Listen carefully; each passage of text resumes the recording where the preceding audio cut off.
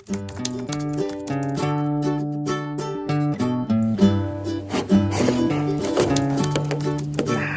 kan gak jatuh.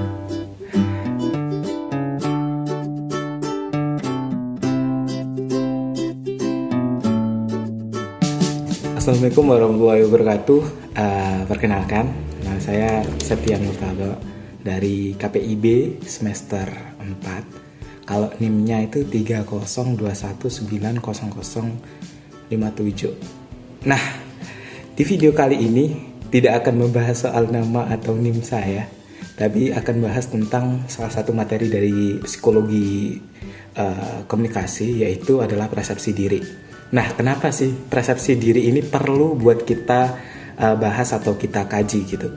Karena persepsi diri ini penting, sepenting dengan persepsi kita terhadap orang lain. Karena persepsi diri kita akan juga berpengaruh kepada persepsi orang lain terhadap diri kita, atau mungkin bagaimana kita mendeskripsikan diri kita terhadap orang lain.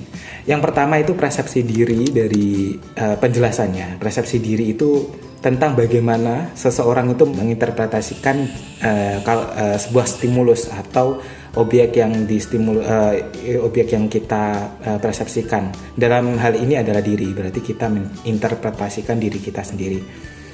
Nah, dalam persepsi diri, dalam kita menginterpretasi itu ada proses di mana kita akan mempersepsikan diri kita. Nah, proses itu adalah proses kognitif. Proses kognitif adalah proses di mana kita akan menuju, bagaimana kita menuju ke persepsinya. Jadi sebelum kita mempersepsikan diri itu ada tahap-tahapnya.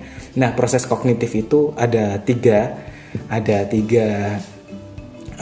fase. Yang pertama itu fase mengamati. Setelah itu, setelah kita mengamati sebuah stimulus, yang mungkin kalau persepsi diri stimulusnya adalah diri kita sendiri. Setelah kita mengamati, nantinya kita akan mengirimnya ke memori atau memikirkannya. Nah, nanti penilaiannya itu dengan atau menggunakan nilai-nilai atau yang istilahnya itu pemahaman kita tentang diri tersebut. Nanti kita bahas belakangan. Pada akhirnya adalah hasil atau dalam ini persepsi.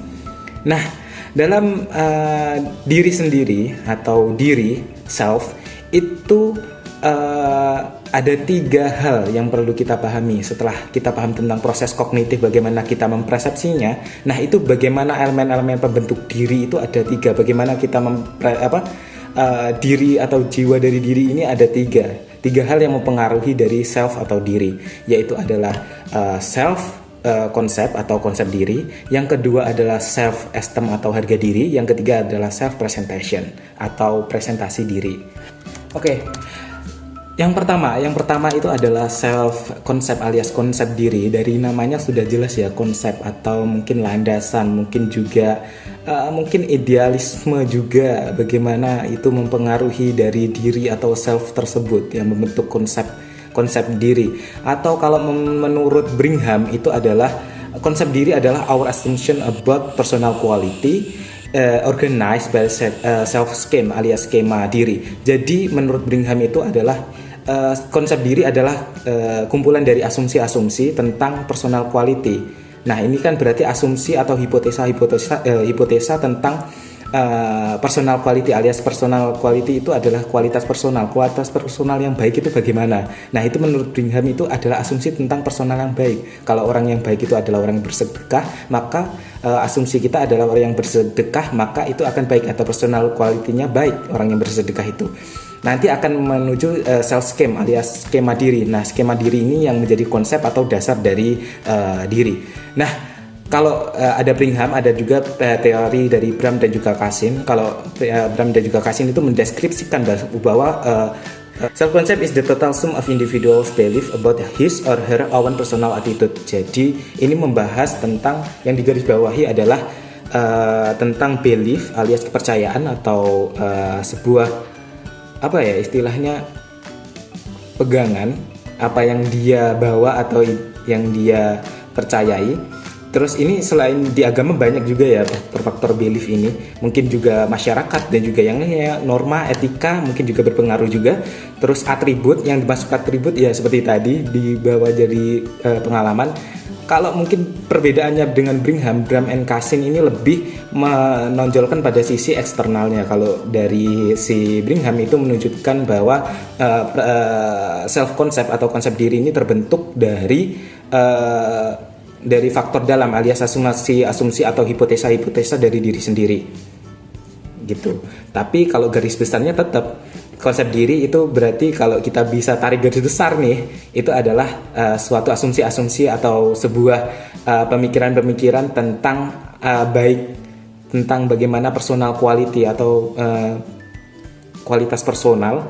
Jadi garis besar dari konsep diri adalah bagaimana kita mendeskripsikan tentang sebuah kepercayaan, apa yang kita percayai dari sebuah sesuatu yang faham atau yang bisa membawa kita berpikiran akan sesuatu hal, baik itu norma, etika, dan juga yang lainnya. Yang selanjutnya adalah self esteem atau harga diri. Kalau ngomong soal harga diri kayaknya panjang banget ya Pak ya.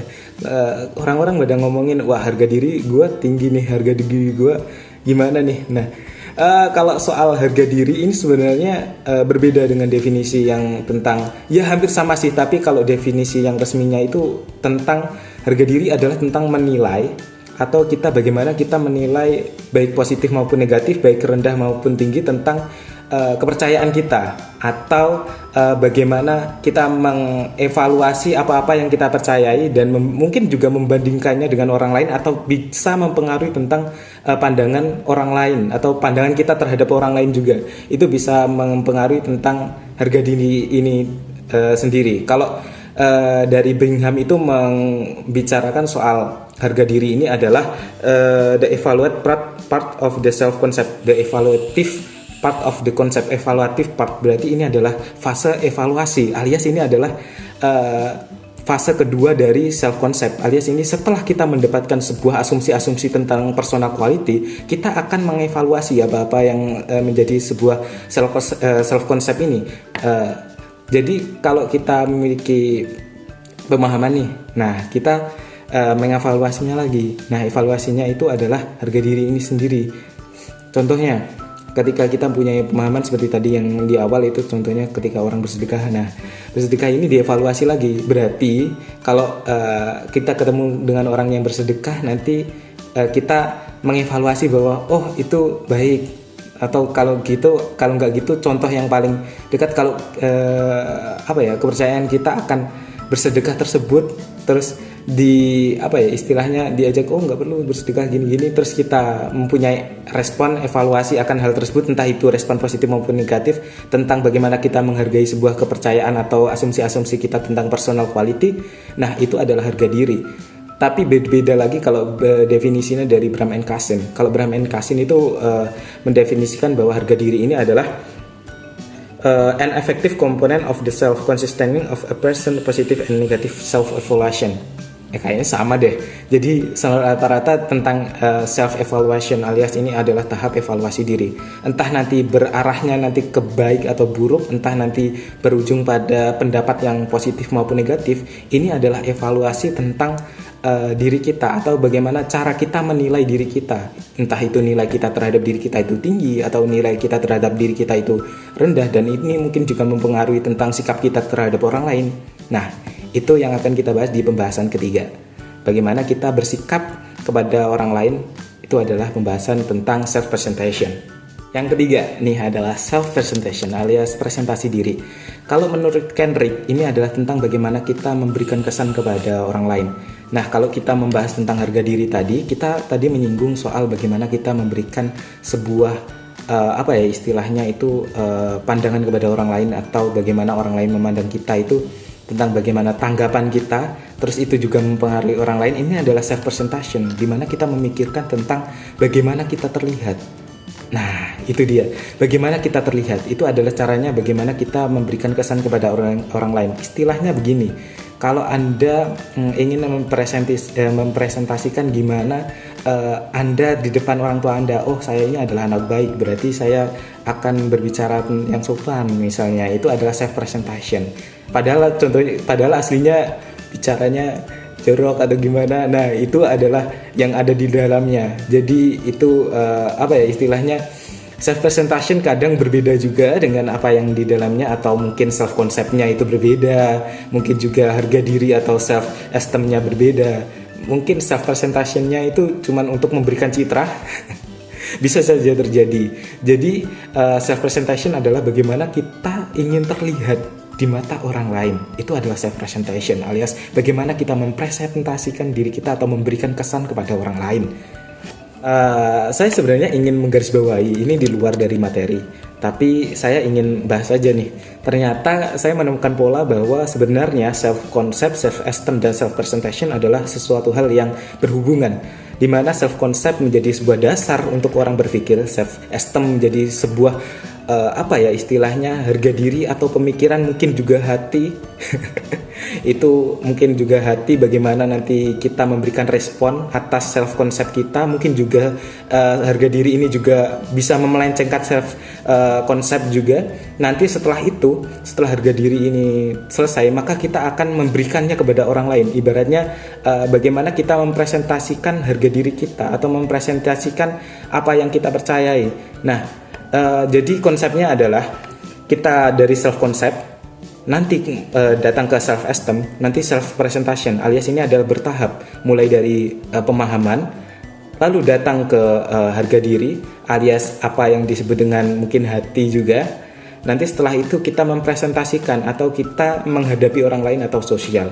Itu mungkin prosesnya juga. Ini mungkin 3 persepsi atau 3 konsep ini, 3 fase ini juga hampir sama fase kognitif atau proses kognitif tadi ya. Kalau kognitif itu mengamati, lalu mengirim ke memori, lalu kita memberikan persepsi.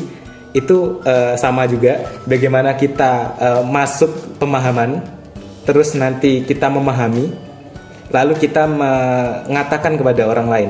Mungkin konsepnya sama seperti itu. Jadi self konsep adalah bagaimana pemahaman itu masuk, lalu kita memahami, itu adalah self esteem. Self presentation adalah bagaimana kita mengeluarkan sesuatu gitu. Jadi konsepnya hampir sama seperti itu. 3 konsep yang mungkin bisa kita membuat kita mempermudah dalam memahami suatu pembahasan pada diri ini atau persepsi diri. Oke.